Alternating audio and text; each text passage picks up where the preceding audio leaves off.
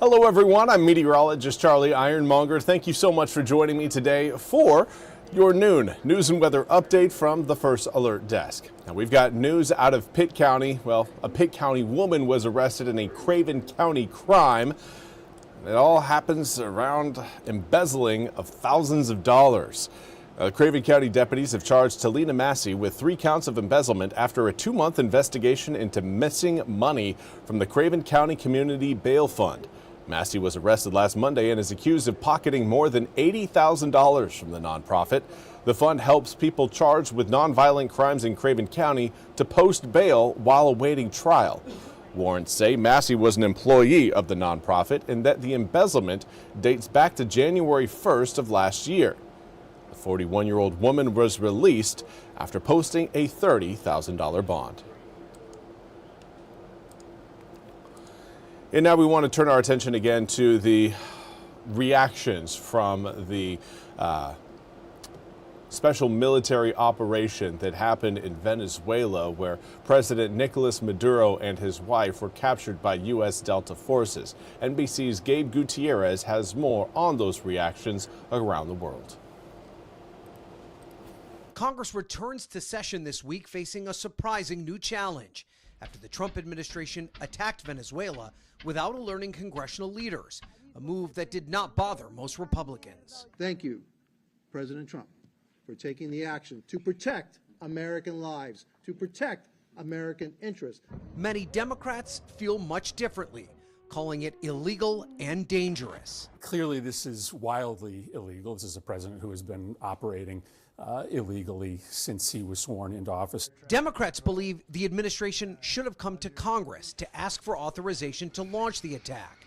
But Secretary of State Marco Rubio disagrees. It couldn't require congressional approval because this was not an invasion. But there's little appetite on Capitol Hill for the U.S. taking the lead on rebuilding a nation. My understanding of America First is strictly for the American people, not foreign countries that demand their priorities put first over Americans. Across the country, the reaction has been divided. When I wake up in the morning and I see the news, Maduro is captured. Oh my God, thank you, God. We do not stand with this, with these illegal attacks. Some celebrating from a rally in South Florida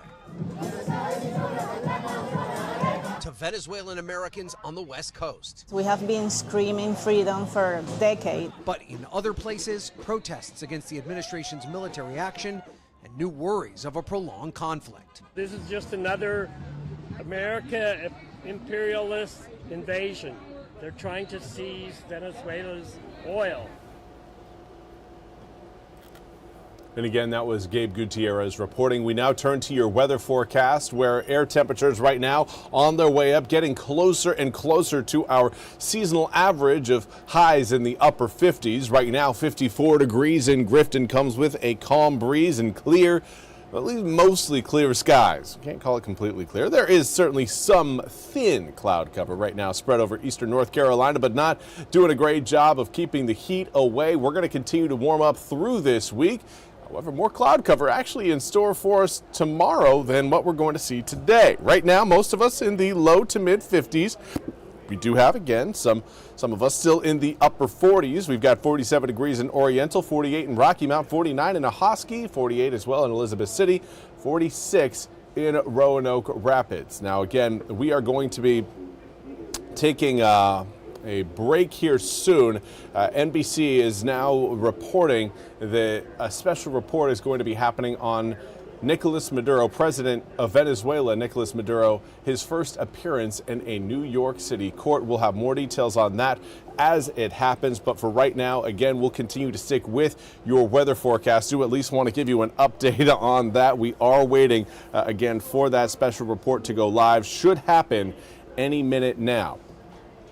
Now, as far as what we are looking at in terms of winds more out of the south-southeast, and that is boosting our air temperatures when compared to where we were yesterday. Here's kind of a look at exactly what you need to know heading out the door. Currently, well, here we go. Does look like that NBC special report is going to be going live here momentarily. Again, this is about the first appearance of President Nicolas Maduro in a New York City court. This is an NBC News special report. Here's Hallie Jackson. Good day. We are coming on the air with breaking news right now. The captured Venezuelan leader Nicolas Maduro is making his first appearance here in the United States on federal narco-terrorism charges in New York. You see the images here. No cameras in court. On the right side of your screen, that is the outside of the building with the security in front. On the left, some of the demonstrations now outside of that building with Maduro walking into that courtroom just moments ago, along with his wife, who also faces charges. This comes after a stunning 48 hours. The U.S. military launching that secret operation early Saturday morning, attacking Venezuela, then capturing Maduro and his wife at their home in Caracas, bringing them both to the U.S. President Trump has accused Maduro of running a drug cartel. And just to give you a sense of how this is going to work over the course of the next 20 to 30 minutes, we have a team of reporters inside the courtroom. Again, no cameras. That includes our correspondent, Sam Brock. They are sending us notes in real time so that we know what is happening. We do expect translation here. We do not yet know if Maduro will enter a plea. We have our legal analyst, Danny Cevallos, outside court to help explain what it all means. Our senior legal correspondent, Laura Jarrett, is also reading these notes alongside us. Sam's going to join us in a minute. Laura, let me start with you because this historic arraignment has officially begun. It has, Hallie. It has officially begun with Maduro walking in, shaking hands with his attorneys. He put on a headset so that he can hear the Spanish translation. His wife, Celia, just sitting 2 seats away from him. They're both donning prison garb that we've seen them in over the last 24 hours or so. And the judge has now taken the bench, Hallie. He's explaining to the defendants that his job is to ensure that this is a fair trial and fair proceeding, and that he's going to summarize the indictment against them. He's walking through the counts in detail. Count 1 for narco-terrorism, explaining that he's been accused of conspiring with others to distribute cocaine, as we've seen outlined in this indictment. Hallie, walking through the various codes, all the formalities. Count 2 for cocaine importation conspiracy. Again, walking through it in some level of detail. And then I imagine he's going to turn to the prosecution. We will hear the defense attorneys, of course, speak today. As you mentioned, could possibly enter a plea. I would expect that Barry Pollock there on behalf of Maduro, President Maduro, would enter a plea of not guilty, and Mark Donnelly will do the same on behalf of his wife, Celia Flores. The judge still walking through the different counts at this point, Hallie, and most of this, obviously, a formality, but it's also important for the record, Hallie, because there's a court stenographer. As we have our own team writing down every word, there's someone in court there detailing every last word that's said by the judge in this case, Hallie. And so he's still on the bench walking through each of the 4 counts against Maduro and his wife. Laura, I'm going to let you take a look at those notes while I bring in Danny Cevallos there, who is at court outside as we are seeing those demonstrations that have built throughout the morning. We know that Maduro was brought here after sunrise. He has been waiting for hours for this moment. And Danny, while everything we've seen over the last 48 hours has been dramatic and unexpected, what is going to happen from here? As you see on the right side of your screen, Maduro flashing a defiant thumbs up to our NBC News New York helicopter above him there early this morning. Everything that we will see during these court proceedings, Danny, unfold typically. Yeah, this case will proceed after today like any other federal criminal case. Now, there will certainly be motions to challenge the arrest of Maduro abroad and the U.S.'s use of extraterritorial jurisdiction. Those will result in a delay of the trial. By statute, it's not technically a waiver of speedy trial, but while those motions are decided, that adds to the time until this case gets to trial. So that's why I would predict a trial date, realistically, not until 2027, although the defendant does not waive speedy trial by filing those motions. But in that sense, this case will proceed after today like any other drug conspiracy and firearms case in this courthouse, although it will certainly take longer because of those motions to challenge the extraction of Maduro from Venezuela. And the answer to whether or not the U.S. lawfully arrested and apprehended Maduro is really anyone's guess. There are compelling arguments on both sides, but the reality is this matter has never been specifically litigated under these facts, and definitively so. You can point to precedent in the case of Manuel Noriega in 1989, but there are factual differences there. So we really don't know what the outcome's going to be of the motions to dismiss that are surely coming. So we don't know what's going to happen, but I can guarantee those motions are coming. Stand by. Laura, let me go back to you, because now for the first time on U.S. soil in this court proceeding, Maduro is being addressed directly by this federal judge. He is, Hallie, and what a fall this has been for the president of a sovereign nation now in a courtroom, which I can tell you is not particularly fancy, in Lower Manhattan, being addressed by the judge, Judge Hellerstein, asking him, "Are you Nicolas Maduro?" Maduro standing for the judge at this point, and the judge telling him there will be a time and place for all of this. I only want to know one thing: are you Nicolas Maduro? And Maduro is going to address the judge. We don't yet know whether he's addressing the judge in English or Spanish. I imagine it's English. We see that the Maduro is saying, "I am." The judge is saying you have the right to read the entire indictment. Again, Hallie, I mentioned part of the purpose of an arraignment like this from a legal standpoint is to make sure that the defendant is aware of the charges against him in a case like this where he has perfectly competent defense counsel. Almost always the answer is yes. Barry Pollock, his defense attorney, is answering for him, saying he has the indictment and counsel has summarized it and he has waived formal reading. Hallie, all that means is that this will go a little bit faster if the prosecutors don't have to read chapter and verse every word of what they're alleging in this indictment. It's something you see all the time where the defense counsel waives a reading of the formal indictment. It's something they're entitled to, but they don't have to do it. Well, what's interesting, Laura, just to jump in here, is that we're seeing now Maduro, it appears, addressing the court directly. It is translated, saying he has the indictment in his hands for the first time, saying he would rather read it personally, Laura. Yeah, and perhaps that's because he knows that all eyes are on this courtroom in Lower Manhattan right now, and making clear that, a position of I'm not going to be sort of bullied around in this case. He says, "I am the president of Venezuela. I was captured at my home in Caracas." Again, knowing all of the eyes on this right now, Hallie, interesting to see what the first words are from Nicolas Maduro. We heard, just brief utterances from him over the weekend, I believe saying Happy New Year when we saw him, just in those brief moments over the weekend after he was brought to the United States. But this is certainly the most lengthy statement we've heard for him. And the judge also saying to him if he can't afford an attorney, that he's entitled to one. And that he will be released prior to trial unless I find reasons to hold you. Obviously, the government in this case is going to mount a vigorous effort to hold him. There's not a chance that the Justice Department is going to want to release him prior to trial. But again, this is the type of arguments that you're going to see mounted. Let me go to Danny for a second, Laura, and I'm going to let you read in on these notes, because Danny, Maduro is addressing the court now. As the judge is reading him the variety of rights that he has, Maduro is saying, "I did not know of these rights. Your Honor has informed them of me now." Remarkable, Danny, when you think about the last 48 hours for Nicolas Maduro, who was leading Venezuela up until about 2 days ago, who has been extracted in a large-scale military operation by the United States to face this American federal judge in New York.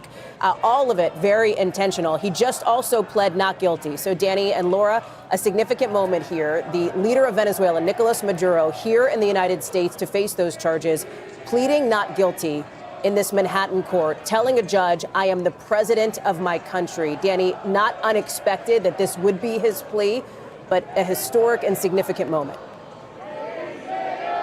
Very historic, very significant. And it goes without saying, defendants don't normally make statements like Maduro did. And I wondered whether Maduro might take the opportunity, knowing that his words would be broadcast beyond just simply what most defendants say, which is, "I am who I am and not guilty," entering their plea. But instead, Maduro here making something of a statement. And of course, arraignments are normally very quick proceedings, but I have found, and I'm sure Laura would agree with me, that anytime you have a translator involved, you can expect to double the time. But that makes it maybe from 20 to 40 minutes.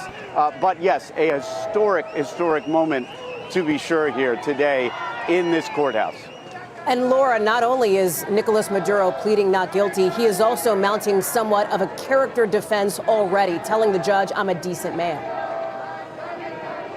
guilty. I am a decent man. I am still the president of my country, Hallie, which is just sort of fascinating to watch how he's mounting his own both legal defense, but also almost a political one, mentioning his position has not been formally given up in any way. I wonder what type of relationship he has with his attorney, Barry Pollock, which he doesn't appear to have interjected at any point here, other than to say that his client had waived a reading of the indictment, and that it appeared that Maduro sort of took over, Hallie, if you will. As any defense attorney knows, they get nervous when their clients start freelancing. But obviously, we'll wait to see if he says anything else of any consequence. The judge saying that he will now, his deputy will now formally arraign him. Maduro is still standing there in court, Hallie, as this continues to play out. It'll be interesting to see also whether his wife takes a similar approach. That's we right. haven't yet seen anything, at least by way of her we're talking yet, but she will get that opportunity as well. It'll be interesting to see whether she too makes a similar sort of speech when she's able to. Danny, is it your sense, based on what we're seeing from inside court here, that the judge may be giving Maduro a degree of leeway to make these kinds of statements and comments, talking about how he's a decent man, how he's still the president of his country? Or is this something that would typically happen for any other defendant? No, it would not happen for any other defendant. But let me qualify that. Arraignments go on in hundreds of courthouses, both federal and state, every day. And defendants often are very confused about the purpose of an arraignment. Very often defendants, especially in state courthouses, they come in and they want to make an argument. They want their case dismissed. Really, the arraignment is for the limited purpose of informing the defendant of their rights, giving them the opportunity to read the indictment, and a discussion of bail. And every judge handles his or her courtroom in the way they see fit. So I think your instinct is right. Likely the judge allowed Maduro to make limited statements. We're listening to them in real time here, but likely the judge is giving him a little leeway. But I am certain that most judges, including Judge Hellerstein, if Maduro goes on too long, the judge will reel it in, because the purpose of an arraignment is simply not to grandstand. It's not for motions. It's not for challenging jurisdiction. It's a very straightforward appearance. But it is up to the judge the degree to which he wants to let Maduro make some minor statements here. The attention inside court has now turned to Maduro's wife, Celia Flores, who is also being indicted here by the U.S. Department of Justice. She is an influential figure in Venezuela and has been in her own right, the former attorney general in that country. She's been accused in this indictment of working alongside her husband to partner in this massive drug trafficking alleged conspiracy, this narco trafficking conspiracy, accused on her own of accepting bribes, hundreds of thousands of dollars worth as part of that as well. And Laura, she is now addressing the court. Hallie, and similarly, she is saying, I am the first lady of Venezuela, again, trying to position herself still in power, still in a position of strength and authority. She was asked to stand by the judge. He said to her, "You heard my summary of the indictment." She said her attorney received it. She heard the summary. She acknowledged that her attorneys are here by her side, and the judge, again, going through sort of the routine statements of, if you can't afford an attorney, the court will provide one. How do you plead to the counts? And she has pleaded, as did her husband, Hallie, not guilty. She's saying completely innocent. These dramatic moments inside court, just to remind folks, no cameras there, which is why we're reading you these notes from inside. And Danny, the proceedings against these two, they are separate but parallel. Fair? Absolutely. I mean, they're in the same indictment. They are co-defendants. They're considered co-conspirators. So the case against them, while factually distinct, is going to be largely identical in the sense that you only need to convict the conspiracy itself to hold all the co-conspirators liable for everything every member of the conspiracy did. And we talked about earlier how you see those charges of, for example, machine guns. They don't necessarily have to prove beyond a reasonable doubt that Maduro himself handled machine guns, but rather that he was part of a conspiracy that used firearms to achieve their unlawful drug trafficking objective. So, as we've discussed several times before, this is, in many ways, a straightforward drug and firearm case in a jurisdiction that handles more than its fair share of drug and firearm cases. So in that sense, you may say it is typical, dare I say typical, for a case like this.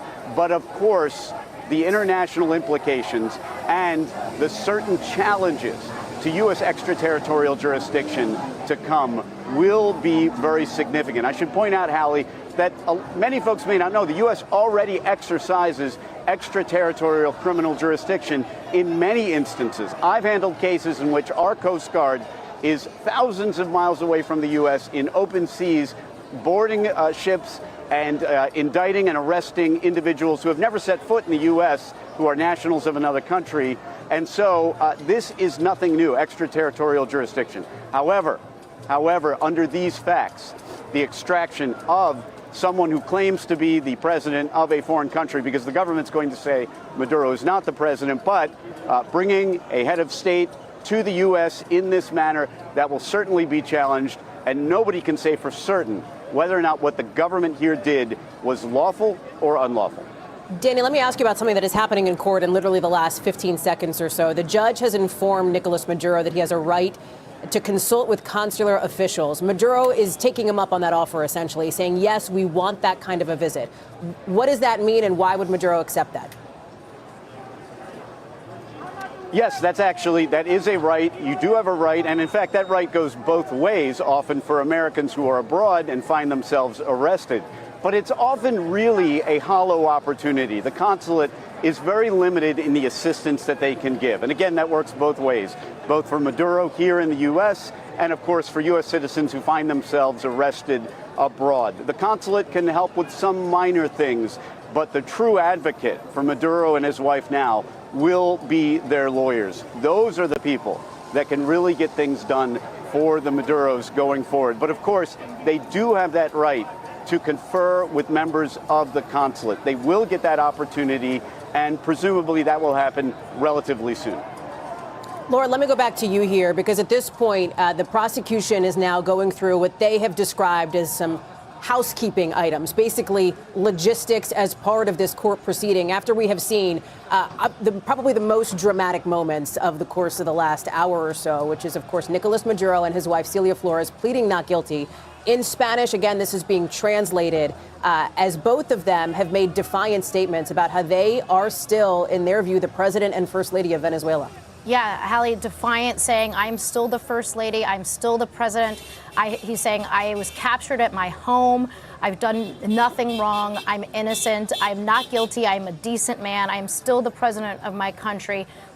Defiant words there from Maduro in court. At this point now, the prosecutor walking through, again, some of the more housekeeping matters as it relates to their obligations to turn over any exculpatory information to the defense, things that could help the defense team. You might wonder why they would do that. They're required to under the law. Prosecutors have a requirement to do that, and if they don't do that, it can be disastrous for their case. The judge explaining the consequences for noncompliance can be dismissal of charges or dismissal of the entire case. So he's walking through the prosecution's obligation to turn that over, the prosecutor acknowledging that order, and so that's being formally entered. We're also getting just some color from inside there, which I assume we'll get a lot more once Sam Brock comes out from the courtroom, Hallie, but just that Maduro is moving around in his seat. He's looking over to look at his papers, appearing engaged there, according to our team that's watching all these proceedings play out in court. I would imagine, Hallie, this will not go on for much longer now that he's pled guilty. He's been informed of the charges. They're going to walk through probably a couple more procedural matters. Again, because all of this is happening with the benefit of an interpreter, it will move a little bit slower, but this is probably coming to a conclusion in the next, I imagine, 10 minutes or so, Hallie. Laura, stand by for us. It is not just, of course, our team watching every minute of this from the courtroom, but the rest of the world, including Venezuelans, as we take you now live to the region, to Colombia, where Gabe Gutierrez is standing by. All of this happening, as we have heard from Nicolas Maduro's son, almost simultaneously as his father is being arraigned in federal court in the United States. Maduro's son, also named in this indictment, was not extracted by the United States. But Gabe, this is coming at a moment of a paradigm shift for the region and of the expansion of what's being called the Trump doctrine in Latin America. Yeah, certainly, Hallie, and a lot is happening. And right now in this region, there is a profound sense of uncertainty. We're seeing it right now here in this border town in Colombia. We're in Cucuta, and the Venezuelan border is right behind me. That's the border crossing right there. You see the the Colombian military has set up these tanks right behind me, and they are all watching what's unfolding right now in lower Manhattan. Now, I have been actually speaking with Venezuelans throughout this morning. Right behind me, they cross through this border crossing each day. We spoke with a family just a short time ago that came with all of their belongings that they could because they were so worried about what was going to happen. One man didn't want to speak to me at length talking about politics because they still feel for their family members inside Venezuela. Another woman I spoke with said she was very grateful for what President Trump had done. Still, others in this region are very worried about what happens next. You mentioned the remarks by Maduro's son inside the National Assembly, and there's a huge question about the power vacuum inside Venezuela, the opposition in Venezuela, the military leaders there. Who will control Venezuela, and what is next for the Trump administration? The president making some strong comments about other countries in this region, including Colombia, including Cuba, and also making remarks about Mexico as well. So certainly there's a lot of people in this region wondering what this Trump doctrine means going forward as we continue to watch those ongoing developments in Lower Manhattan. And amid those sweeping questions, Gabe, and I want to go back to Laura Jarrett now, the more mundane logistical procedures of this arraignment here, that is, of course, anything but typical when you look at the geopolitical implications. It is a significant moment, Laura. And just to bring folks into this here, again, minute by minute, we are getting updates from our team inside court. At this point, prosecutors are going over some various housekeeping notes. The judge is speaking. Interestingly, Laura, the Maduros, it sounds like, have asked to keep the notes that they've been taking in court about these proceedings. They have, and the judge is saying, I believe that you can keep them. The prosecutor acknowledging that they're going to work with the defense counsel. Sometimes you see defendants want to keep notes like this, especially when the notes could potentially contain attorney-client communications. There's a lot of sensitivity around that. There's also, security considerations about what they can take with them when they're in federal custody. But the judge saying in this case, I believe you can keep them. There's also a letter apparently from Barry Pollock and Mark Donnelly, the two defense counsel in this case. We haven't seen this letter quite yet, but talking about the various procedures that they're asking to be taken in this case to work with the defense, between the prosecution and the defense, so the defense can represent their clients zealously and fully. Interestingly also, Hallie, Pollock, the, again, counsel for Nicolas Maduro, is saying he's not seeking release at this time. Not seeking release of his client. Why would that be, Laura? Because he knows his client's not going to get out in this case right now, Hallie. He knows, given all the considerations here, he doesn't have to ask for release at this time. He can change. Obviously, that at any time, and he can seek it at another point. But he's saying he's not seeking release at this time without prejudice, which means that he can obviously make an application for bail later on.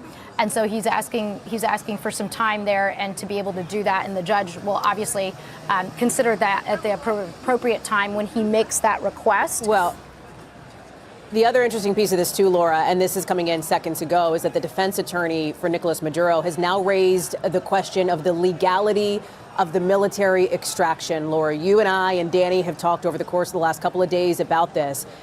Not unexpected, of course, that the defense team would bring this up, questioning the legality of the Trump administration, the military going in to remove Maduro forcibly in that operation from Venezuela. And that's something that's going to get raised in a motion. That'll be a legal filing that will outline all the reasons that they think it was invalid. And then that will kick off what will, inevitably be a protracted series of arguments, right? The defense will write their side, the prosecutor will write their side, and then the judge will hold a hearing and hear arguments from both on that. And so that's why I say it will take a while. That's not something that the judge would be expected to resolve today. That's something that's going to require a fair amount of research from the judge and his clerks to figure out exactly what issues are at play, and knowing that whatever happens, it will get appealed. And so that's something that's going to take a fair amount of time. The judge acknowledging that some dates will have to be discussed here, and the defense attorney saying he expects there will be voluminous discovery, meaning what exactly the government has on Maduro and all that went into his apprehension. Danny, let me go to you here because they've also set a date for what sounds like, I don't know if it's firm yet, but they're discussing mid-March now for the next court appearance, roughly 60 days from now. What do we expect to happen then? That date will likely, you'll see an update on the issues of discovery, and then we'll get a little more idea of where they're going to go with motions. And Laura was absolutely right. This is a 30-year mandatory minimum case and a firearms and drug case.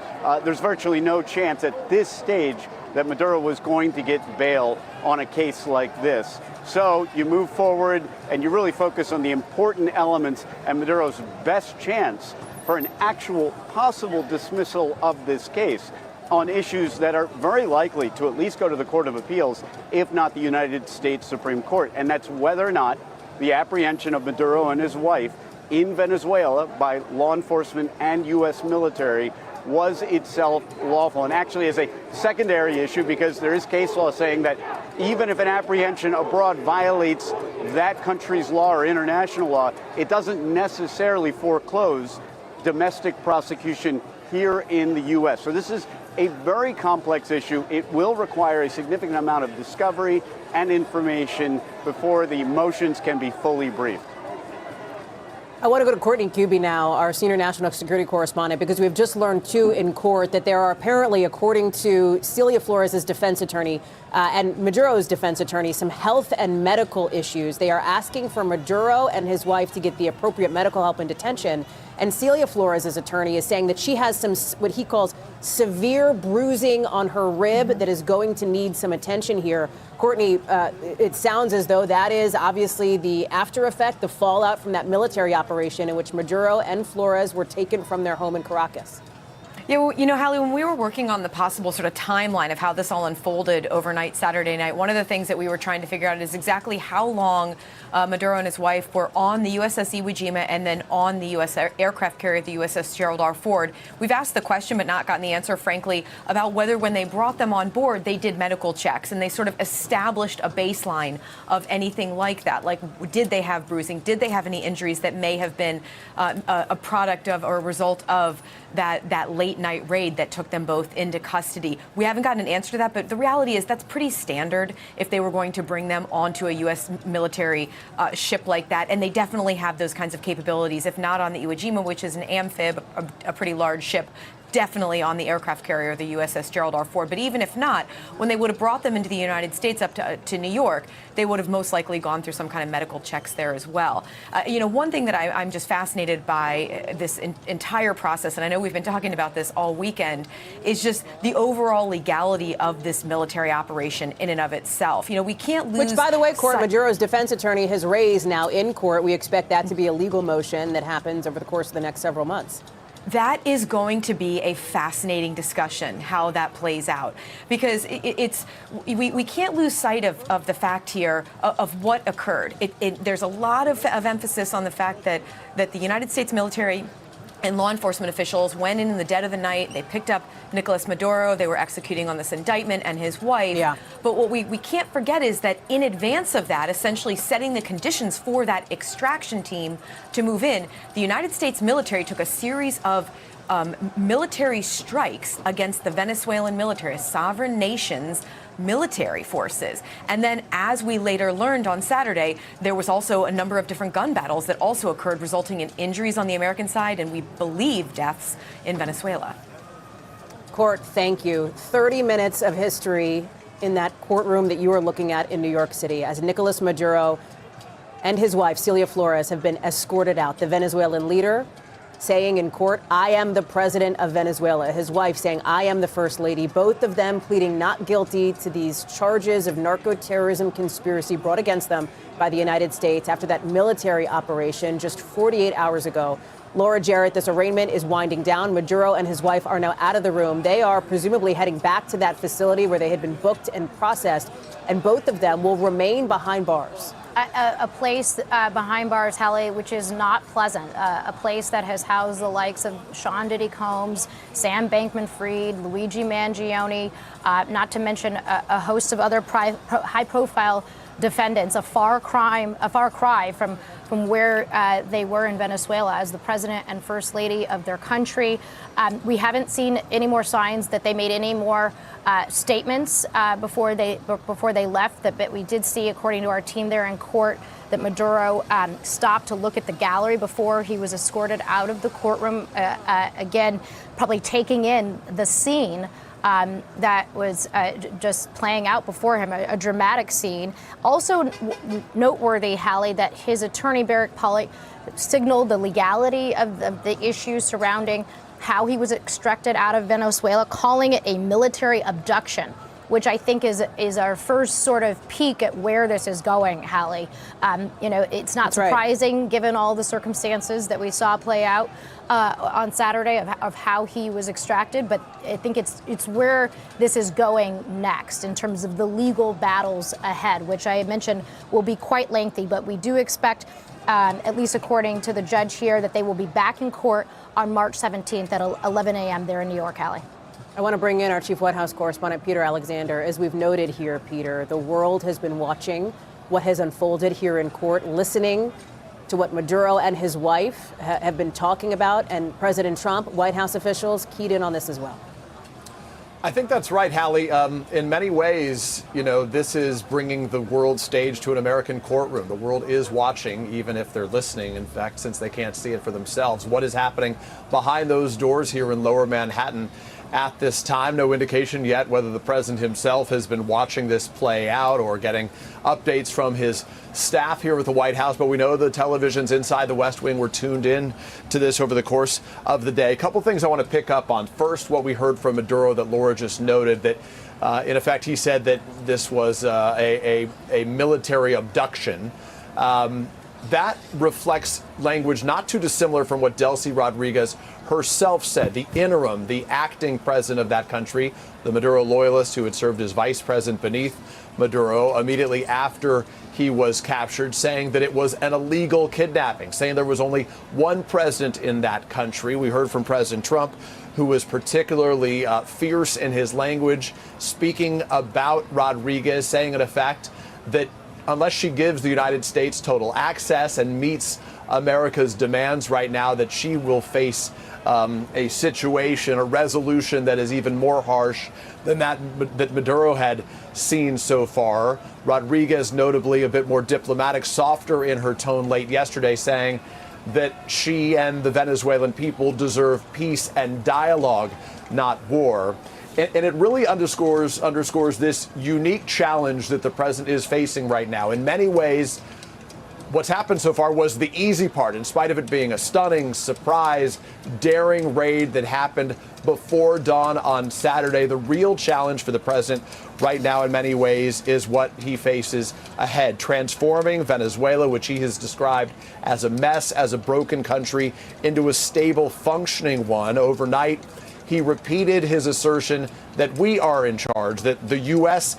is in charge right now, while noting among his immediate priorities sending in American oil companies to take over Venezuela's oil supply and repair the infrastructure there. As he has said, we are running the country. We heard from Marco Rubio just yesterday, speaking to my colleague Kristen Welker on Meet the Press, that we're not running the country, we're running it in terms of its policy. But the president, when he had an opportunity to clarify later, said, I know it's controversial, basically, but we are in charge. As I've been speaking to senior officials here at the White House, they say that the U.S. is in charge, but it's not literally running the country. In fact, the U.S. is basically exerting maximum leverage or pressure on Venezuela and its leadership right now as it relates to oil, demanding that Venezuela basically bow to the president's demands. Peter, thanks. I'm going to ask you to stand by, as we have now learned that obviously Nicolas Maduro and his wife are out of the courtroom. They are departing court any second now. We do expect, just to give you a sense, we do expect to have a live look at that. And remember why that is interesting here. Earlier in the morning, just after sunrise, we saw Maduro being transported from that facility where he's been spending, obviously, the last day and a half behind bars to court. He'll be taken back there. And in those images, Maduro clearly aware of the optics, clearly aware of the cameras flashing that thumbs up to the rest of the world here. And you heard him in court sounding that same defiant tone. I want to bring in Tom Winter as we're waiting for that live shot to come up. The second we get it, you will see it right here. And Tom, when you talk about the legal proceedings set to move forward, part of this is going to involve classified information, presumably, given the nature and the scope of the indictment against Maduro and his wife. Yes, and we know that, Hallie, because the federal prosecutors have to tell the court that they intend to use classified information and that they need to bring in the attorneys in this case to get them to sign documents, make sure they're cleared to receive that information, and also make a promise that they're not going to make that information public in the course of their filings, or if so, to do it under seal. That's something that has already taken place in this case. As we mentioned before, this proceeding began earlier today, that in fact there had been a prosecution going back to 2011. And I want people to think about this as we wait for our colleague Sam Brock to get mic'd up, because we did see him leaving the courtroom. It's a trip I've taken too many times before. But basically, in this case, if you want to think of the cartel of the Suns here, this is this group that federal prosecutors say is responsible for using violence, using money, using illegal means to get the drugs out of Colombia and other places in South America through Venezuela. That's why they say we're here in the first place. If you want to equate that to the American mob, that's effectively what the Maduros have been charged with here, is basically being at the top of that, if you will. That's the allegation, that they received compensation and money and were involved in corruption in order to let these drugs go through. But a part of that will no doubt be intercepts that the U.S. has of conversations, discussions that have occurred, basically their ability to electronically eavesdrop in order to help make these cases. That's how a lot of these drug cases are put together. This was a case that was put together by the DEA well over a decade in coming up with it, and then was charged, Maduro specifically, back in March of 2020. At the time, Bill Barr pushing this case forward. It was definitely a topic of discussion in the Trump administration leading up to the COVID-19 shutdown back then. So that's how this case came together. That's some of the conduct that's been alleged here. And now this scene that we're looking at outside of the courthouse, where we'll see Sam Brock shortly, you've got people that are obviously very happy with what has occurred here and the arrest of Maduro and his wife. You've got a number of individuals who are not happy with this and the U.S. efforts in Venezuela. The NYPD having to deploy a second ring of barricades, calling those in because of the size of the crowd outside of the courthouse. They do have a number of different ways to be able to get Maduro and his wife out of there and presumably back to the heliport in Wall Street on a good day. Yeah, walk through that, Tom. Yeah, those steps. So without going through some things that are there for security, and as somebody who's regularly in that courthouse, frankly, for our own security, there are a number of ways to get somebody out of that courthouse and then out of where this huge crowd is, basically to get them out via vehicle, to be able to get them to the Wall Street heliport if, in fact, they're going to use a helicopter. And then it's a very short flight. If it takes 60 seconds, I'd be shocked, back to that jail facility. Tom Winter, thank you. I want to go now to Sam Brock, who was inside that courtroom for those historic moments as Nicolas Maduro and his wife were arraigned on American soil. Sam, tell us what it was like inside that room. Hallie, one of the most remarkable arraignments you could ever imagine, right? You've covered court cases throughout the course of your career. You're hard-pressed to remember anything like this. So Nicolas Maduro walks into the courtroom with his wife, Celia Flores, right around noon. And immediately, so first of all, he is wearing orange garb from the MDC, the Metropolitan Detention Center, a black shirt over that. Hard to tell, Hallie, whether or not he was handcuffed or not when he first walked in, but he is right away shaking hands with all of his attorneys. He nods at the people in the gallery, both on the side where the public was seated, as well as the journalists. It almost looked like at one point he cracked a smile, was greeting his attorneys, getting situated. His wife came in as well, Celia Flores, I might add. It was hard to tell at first, but then this was brought up by their attorneys, had bandages on her face and had bruising around her eyes. They discussed the fact that she was injured during detention and even mentioned possible fractures to her back or other parts of her body when the question around medical attention came up. So we'll get back to that in a second. But when I say remarkable, so they come in, Maduro has 4 U.S. Marshals behind him. They sit directly behind Maduro. While he is seated then and facing the judge, Judge Hellerstein addresses the court He proceeds to read the charges, certainly the narco-terrorism, the cocaine importation conspiracy, the weapons-related charges, gets through all of that, and then says to Nicolas Maduro, "Are you Nicolas Maduro?" And he says, Hallie, first, "I am Nicolas Maduro of Venezuela. I am president of the Republic of Venezuela. I have been kidnapped since January 3rd. I was captured at my home in Caracas, Venezuela," which at that point, Hallie, the judge steps in and says, "Wait a minute. We're going to get to all of that. I just want to know if you're Nicolas Maduro." Interesting. And he says, "Yes, I am." And in fact, he's wearing headphones the entire time, right? Because he's hearing the interpretation, the translation. He actually interrupts the translator as she's trying to articulate to the judge and to the court what Maduro is saying. He's so eager to sort of state his case. So again, this was very anomalous in terms of what happens in what are normally perfunctory arraignments and hearings. So they go through that. The judge reads through the charges, okay? Then he asks him whether or not he's seen the indictment. And Maduro and his attorney, Barry Pollock, who, by the way, represented Julian Assange, well known in the field of criminal defense. He's also known for negotiating a plea agreement to get Assange out of jail, also represented one of the Enron executives who was fully acquitted on criminal fraud charges. He's representing Maduro in this case, and he said, "I have briefed my client, but he hasn't actually read the indictment." And so then the judge says, do you want the court to read the indictment? Maduro says, "No, I don't," but he does want to have consultation on it. The entire time this is going on, both Maduro and Flores are taking just scrupulous notes. I mean, you could see their notepads when they stood up at the end of the court proceeding, just filled with information. Maduro wanted to make sure that the court knew those were his notes. He's entitled to them. Am I allowed to keep them? The judge said, "Sure, you can keep the notes." So this all goes on, and then the judge asks Maduro whether or not he has been briefed on his rights, and by rights not just to counsel, but also to silence. And when that exchange goes back and forth again with the translator, he says, "This is the first I've been told of that." It's not clear whether or not Maduro was referring to whether or not he has to speak with police and law enforcement, or whether it was right to counsel, or what aspect of his rights he was just being informed about for the first time. That was a very interesting interaction as well. And of course, the pleas, right? So we get to the pleas. The judge asks Maduro how he pleads to these 4 counts. He says, "Soy inocente." I am innocent. I am not guilty. I am a decent man. At which point the judge again intervenes and says, "Okay, we were just looking for guilty or not guilty. Not a fuller explanation. Don't worry, there is going to be time for that." Very similar, by the way, with Cilia Flores as well. She says, "Yes, I am Cilia Flores, First Lady of the Republic of Venezuela."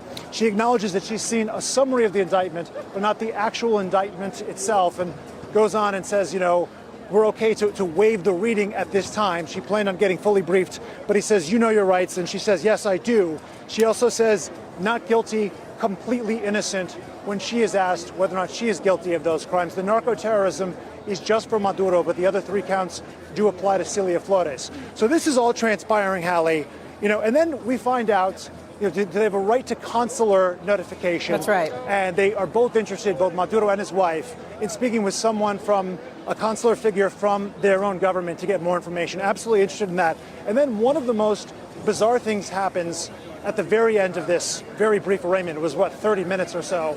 Maduro turns around, waves to the crowd. Not clear if he's waving at someone in particular or just in general, but a man stands up, and I want to quote this directly to you so I don't get it wrong. He says, "You will pay on behalf of Venezuela." And Maduro says, "In the name of God, I will be free." This is all happening at an arraignment in front of dozens of people, right? I mean, we just know this is not normal playbook legal sort of stuff. So Not at all all. of that, Sam, I would just raise one other thing, and I'm sure you'll have some follow-ups here. If I may just raise one other point, which is that Barry Pollock, the attorney for Maduro, said that I absolutely plan on filing motions regarding the legality or illegality, and he used the word of Maduro's abduction, and also pointed out that he is a head of state and afforded certain rights of immunity. So expect in the days and months to come, those motions will be forthcoming. But they're not right now. Next steps in this, March 17th is 60 days from now. That's the next court hearing that's scheduled at the moment with Judge Hellerstein, and that's about discovery and sharing information that the prosecution has with Maduro and his legal team and Flores and her legal team. But just an extraordinary 30 minutes in U.S. federal court that just transpired. Sam, a stunning play-by-play from you. I want you to I have some follow-ups for you, but I want to explain to people what they're seeing here. This is a live shot from above. We expect Nicolas Maduro and his wife to leave court. They will be transported back to that facility where they will be held behind bars for the remainder of these court proceedings. Sam, let me ask you about this outburst in court. Again, not something we typically see, as we have said so often over the course of the last couple of days here. Do we know who the person was that stood up and, it sounds like, Sam, yelled at Nicolas Maduro? He did. He did. I wouldn't say he yelled. He just said, matter-of-factly, you will pay.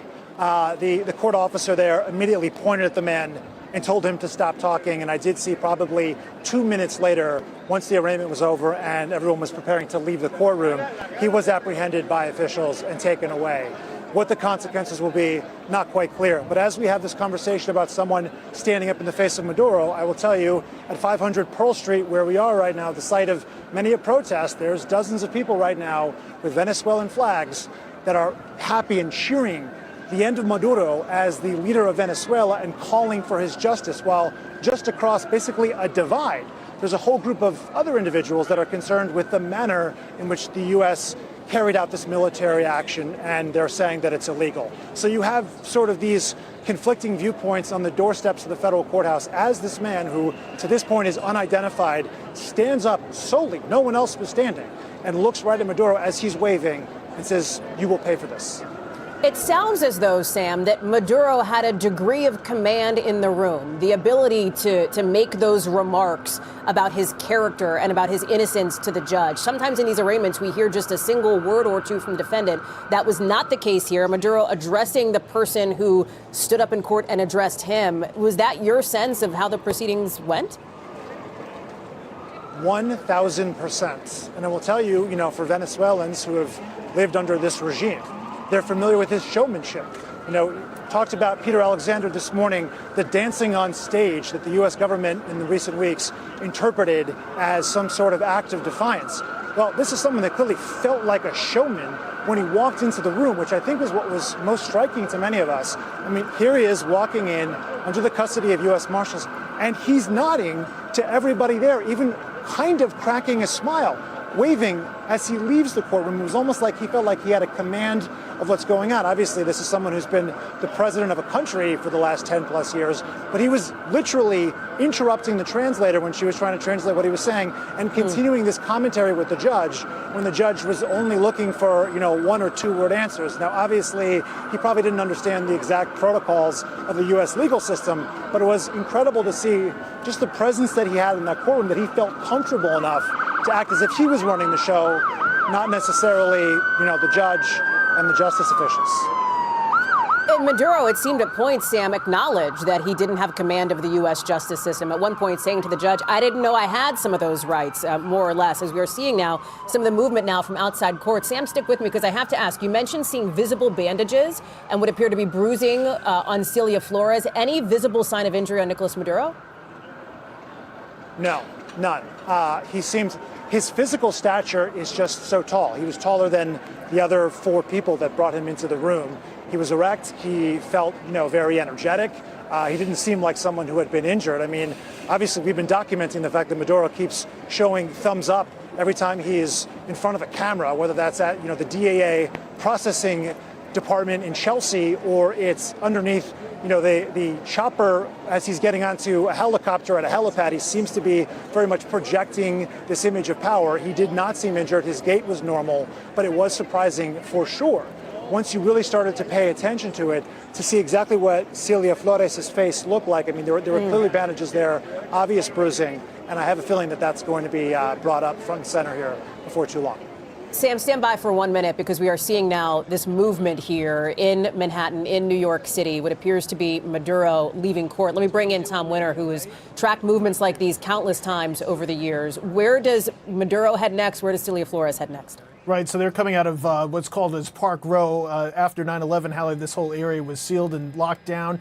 After coming out of that federal courthouse, the green vehicle there is known as a Bearcat. That's a heavily armored vehicle, and the NYPD Highway Patrol now in the lead. This is also next to their headquarters. So this area is always generally very secure in Lower Manhattan. They've obviously got what's called a route set up. You'll see the police officers blocking traffic. So they will now be able to quickly take him. I have not received any reports that the Brooklyn Bridge has been shut down, so it looks like they'll probably get him back to the Wall Street heliport. This whole thing should take only several minutes at this point because they can block this off easily, and they've done this many times before. The reason for this, I know folks are going to look at it and say, look, this is an enormous amount of taxpayer dollars, and it is, that's being used to do this. It's just that in order to get him safely there without having an incident and disrupting this whole judicial process, having any civilians injured, any members of the public, they want to be able to get him to a spot where they can just fly him to Brooklyn. You might remember in previous high-profile proceedings, I'm thinking of El Chapo, when he was tried in New York. In other cases, they want to make sure that there's no members of the public that are injured. And to do that, they'd have to shut down the Brooklyn Bridge or other major arteries in New York City. And that's just something that becomes untenable. So it's easier to fly them, and all indications are at this point, we'll know fairly shortly here, because they have an opportunity either to get on the bridge or to get to the heliport. They will likely go to the heliport. This is right behind the entrance to NYPD's headquarters, as well as the federal courts downtown. And this is going to be an effort by the marshals, by the DEA, in order to get him there. And at this point, it looks like they are making the turn to get down to the heliport. That's at least where it looks like to me where they're going to head. And that is presumably, Tom, where we will see another image of Maduro in person being walked back into the helicopter. We saw the earlier one just after sunrise, very early this morning, as Maduro was being taken out. Again, aware of the camera angles, candidly, aware of his visibility, aware that he was being watched by people around the world. And I want to bring back in Sam Brock to the conversation because, Sam, I understand that in just the last maybe 2-3 minutes here, we have heard now from Maduro's defense attorney for the first time outside court.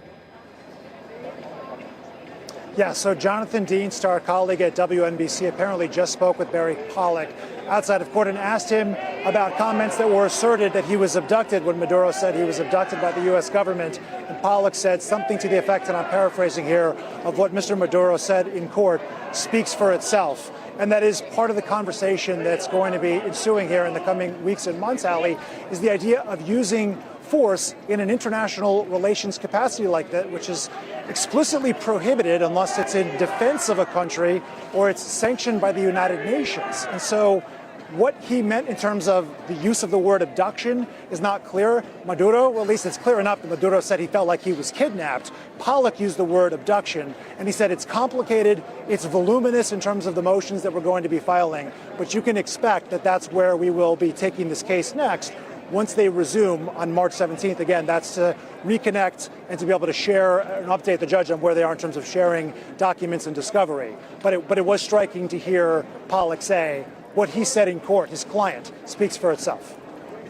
Let me go to Laura Jarrett, our senior legal correspondent. And Laura, the semantics matter when it comes to the legal proceedings here. The fact that Maduro used the word, as Sam is talking about, used the language kidnapped, his attorney talking about abduction, that's significant. It's significant, not surprising, given his position on this, Hallie. But while he may feel it was a kidnapping or an abduction or the like, with some signal of something being unjustified, his attorney is still going to be under the burden to convince a judge down the line, which it sounds like he'll want to do, that his detention is not legally justified, right? And so there will be a number of different arguments to marshal in their favor on that. But this isn't a case that is as if it's routine in any sense of the word, or that this is happening all the time. And so they're going to have to, do what they can to marshal arguments without the benefit of a ton of precedent for similar circumstances. I can't really think of a similar situation. We've talked about Noriega in the past, but it's not as if this is happening on a routine basis so that they'll be able to marshal a bunch of cases in their favor. The Justice Department, on the other hand, has an enormous interest in this case and seeing him put away for a long time. As we've talked about, he was charged back in 2020. They didn't, by any stretch, do anything like this. They didn't make any attempt, at least as far as we know, and reporting has shown, to manage to extract him back then, probably believing that they couldn't. And so now they're going to be working tooth and nail to try to keep him behind bars. But it will be up to that judge to decide down the line, imagining in months from now, whether or not his detention and his arrest was valid, whether or not his rights were valid or were violated in some way. And then, Hallie, of course, there will be appeal after appeal. And so I think, for people who are watching this all play out, during that time, unless his lawyers can figure out a way to get him out, he is going to be behind those bars in Brooklyn. And it is not a pleasant place. This is a place that's been subject to lawsuit after lawsuit for the conditions in there. It is going to be a far cry from the kinds of places that he's been enjoying up until this point. And you are seeing now those images from earlier today, Maduro leaving that Brooklyn facility, flashing that thumbs up, and of course those images there of the military operation overnight. There it is again as we are watching. And just to give you a sense, listen, our helicopter's in the air with our NBC News New York station there. We are tracking the movements of Maduro and his wife as they are being transported here. Let me bring in Richard Engel, because as this is happening, Richard, on the ground for us in the region in Colombia, we have heard Maduro now in court insist he is the president of Venezuela, and similar emphasis from his son, who is speaking at almost the same time that his father was in court to the Venezuelan National Assembly, saying his father is the rightful leader of that country. He is, and I think it's fair to say that all across Latin America right now, people are watching this. This is designed to send a message, as you've said, and all of your guests have said, and all of the reporting that has been done. This is not just another typical court case. A head of state was taken by U.S. Special Forces, abducted, brought to the United States to face trial. He's now professing his innocence. Some of the imagery here is clearly designed to send fear to the United States opponents in the region, designed to send fear to the leaders of Cuba, designed to send fear to the leader of Colombia, the president of Colombia. President Trump has mentioned them specifically. He said that the president of Colombia better watch his backside, and that the Cubans may be on their last legs, the Cuban regime. So this is a show of force, an intimidating show of force. But you mentioned also several times that this is completely unprecedented. This is unprecedented, but it is it is reminding me of something that I witnessed about 20 years ago. I was standing exactly where, or in the same situation where Sam Brock was right now, and he did an amazing job giving us the play-by-play of what had happened inside that courtroom. I was in a similar courtroom in Iraq when the dictator of that country was brought in for an arraignment.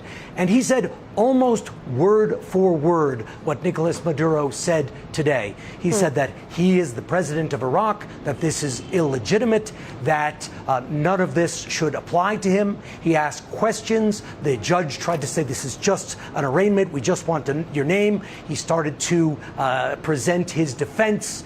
He was stopped from doing that. Almost exactly the same as what we're seeing right now. Ultimately, Saddam Hussein was hanged for war crimes. But his defense team was making this same argument, and he was making the same argument. And he was also trying to flash a smile. I was in the courtroom. He was giving thumbs up. He was trying to show that he was very much in command. So we have been down this road at least one time before in quite a unique historic parallel. Our Richard Engel on the ground in the region in Colombia. It is just after 1 o'clock here on the East Coast, 10 in the West, and you are looking live now at some of these images from New York City as Venezuelan leader Nicolas Maduro and his wife Celia Flores are on their way back to a detention facility after their arraignment in U.S. federal court just minutes ago. Both of them pleading not guilty to those federal charges of drug trafficking conspiracy, with Maduro saying, "I am president of the Republic of Venezuela." He says, "I am here kidnapped since Saturday." You see his quote here, saying he was captured at his home in Caracas, Venezuela. Obviously, that was the military operation, large scale, by the United States, late Friday into Saturday morning, in which Maduro and Flores were extracted to the United States, flown back to New York, where they have been in that detention facility for the course of the last 48 hours. I want to bring in now Ana Vanessa Herrero, a freelance reporter who is in Caracas. She has been reporting on the ground from inside Venezuela for us. Ana, the last 2-3 hours, what has it been like where you are?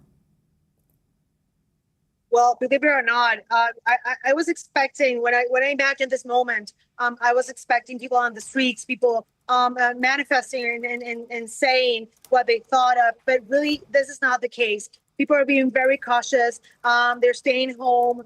Those who started their regular activities this Monday are just going to work and then back to a supermarket, a pharmacy, and then back home. But we do have a strong reaction within the National Assembly of Venezuela. Right now, as you were reporting what was happening inside the courthouse, the National Assembly of Venezuela was, and the state television was broadcasting Nicolás Maduro's guerra, the son of Nicolás Maduro, and he was almost crying. His voice completely broke, saying that we are going to embrace again here in Venezuela. He said that he was kidnapped. He said that the two, Cilia Flores and Nicolás Maduro, were kidnapped by the United States, and that Venezuela was not going to be a colony. And then the now president of the National Assembly, the brother of Delcy Rodriguez, the interim president,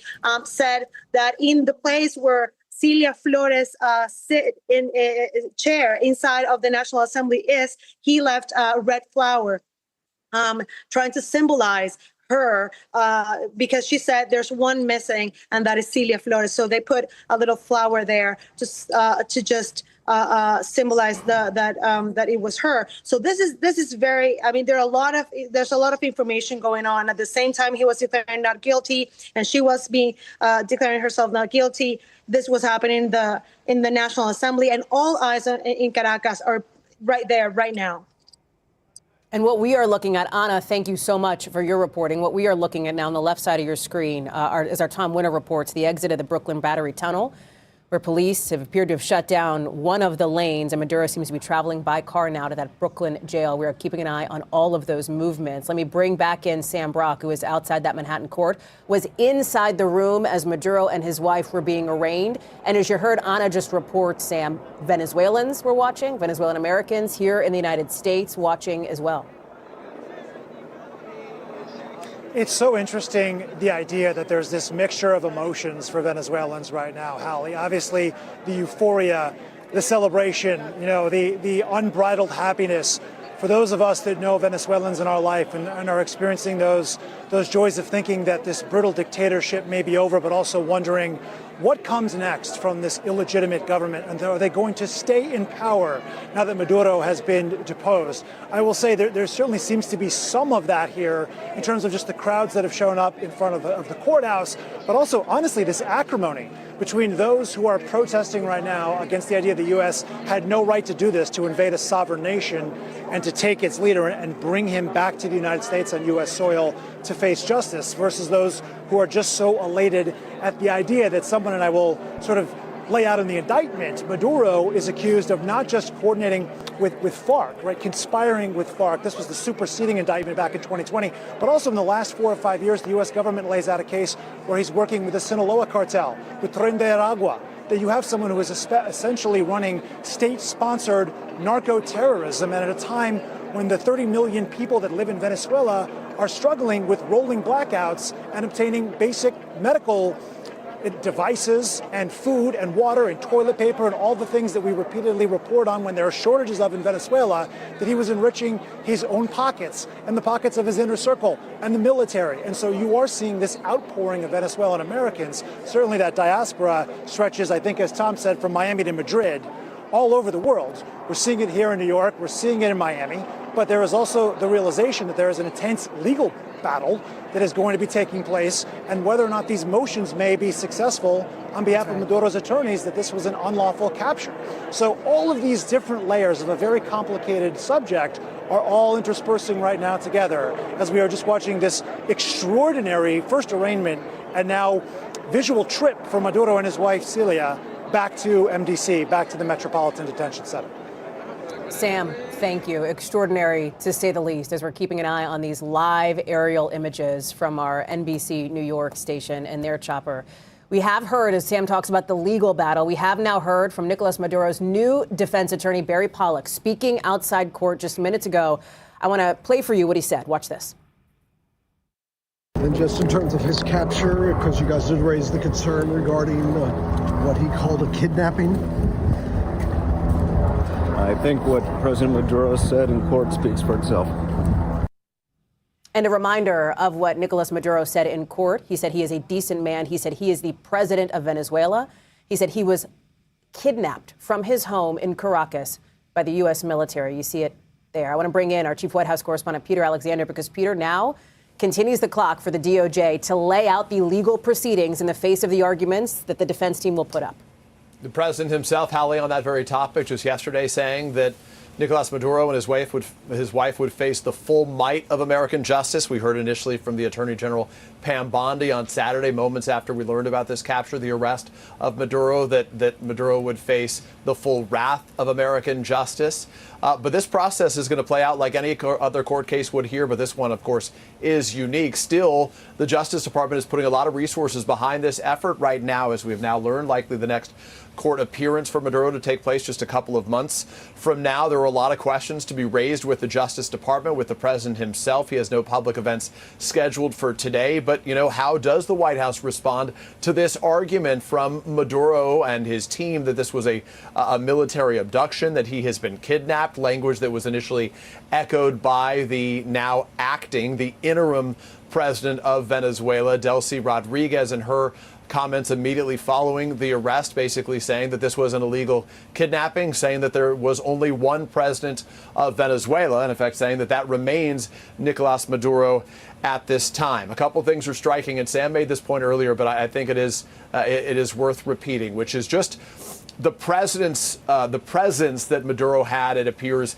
in that courtroom there. Clearly, he is a very large man, and he is one who, for more than 13 years, has been on the world stage, succeeding Hugo Chavez in Venezuela. And as a senior White House official said to me, part of that performative nature of his leadership is something that really sort of got underneath the skin of some of those here at the White House, that the members of the inner circle for the president viewed the sort of public displays, the repeated displays of dancing, the rejection of multiple offers for him to surrender as evidence, basically, of not just Maduro's defiance, but really his mocking, in the words of this official, the president, and trying to call the president's bluff.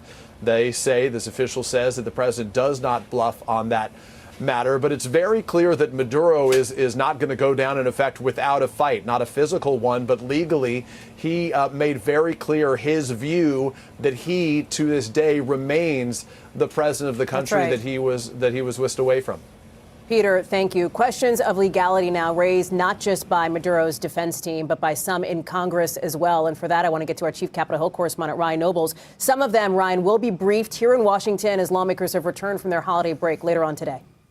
Yeah, this will be the first opportunity for members of Congress to get a firsthand understanding as exactly what the administration's arguments are for going into Venezuela, for removing Maduro and his wife, and not informing Congress or looping them in or asking for authorization as a result. At 5:30 tonight, here in Washington, a group of high-level administration officials, including the Secretary of State, Marco Rubio, Secretary of Defense, Pete Hegseth, the Attorney General, Pam Bondi, General Kane, the chairman of the Joint Chiefs of Staff, will all brief the Gang of Eight, which is the group of leaders, both Republican and Democrat, of the key committees of jurisdiction and the leadership of both the House and Senate. Now, we don't expect that when they come out of this meeting that they'll give us too much information as to what was told, as it will be a classified briefing.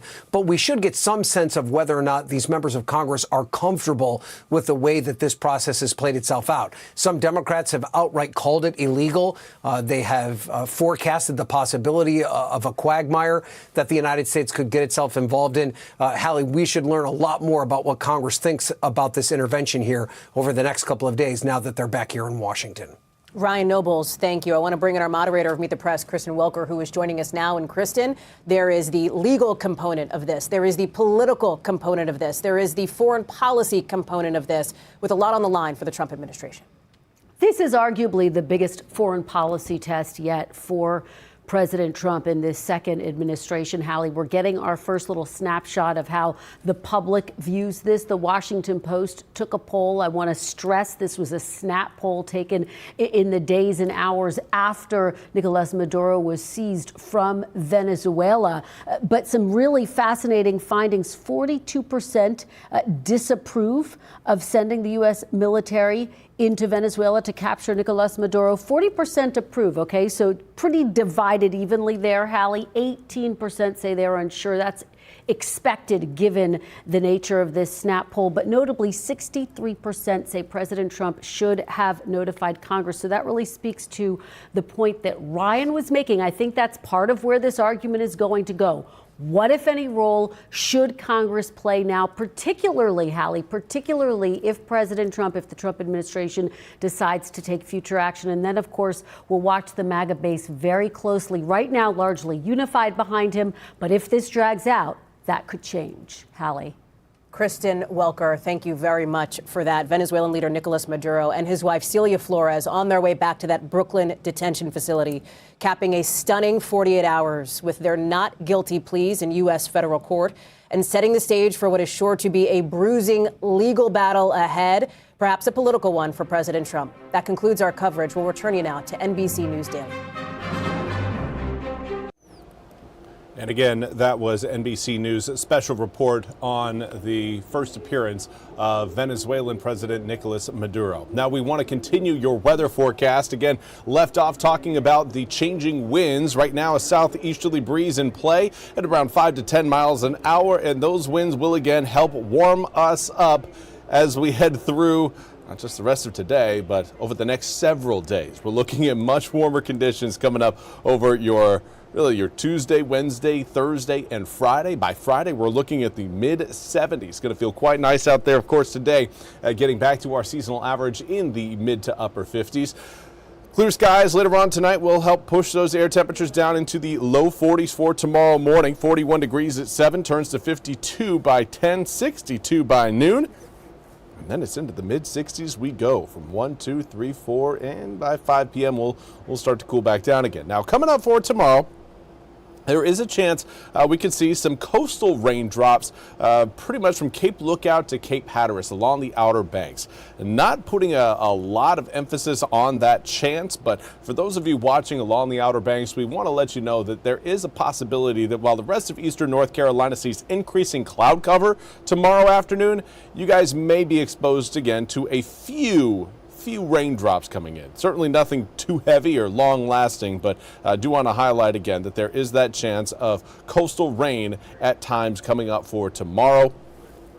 And then we get into your Tuesday evening. We'll have a cold front roll through. It's not going to do much other than bring cloud cover to eastern North Carolina. It will, in fact, bring about some, little bit of a cool down coming up from, really Tuesday night into Wednesday night. Overnight Tuesday night staying in the low 50s. Wednesday night we're back down into the low 40s, but we will rebound quickly. Mid to upper 60s planned for both Tuesday and Wednesday. Low 70s on Thursday, mid 70s on Friday and Saturday. Saturday marks our next chance of rain as another cold front rolls in. That one will give us a widespread rain to eastern North Carolina. It will also cool us down about 20-21 degrees there from Saturday into Sunday, and even cooler air continues to flow into the east by the time we reach the following Monday. Well, there we go. That's all we have time for today's. Well, it started out as a noon news and weather update. Of course, we have now gone to around 1:17 p.m., but we'll be back with more news and weather coming up at the top of the hour. Until then, have a fantastic rest of your Monday.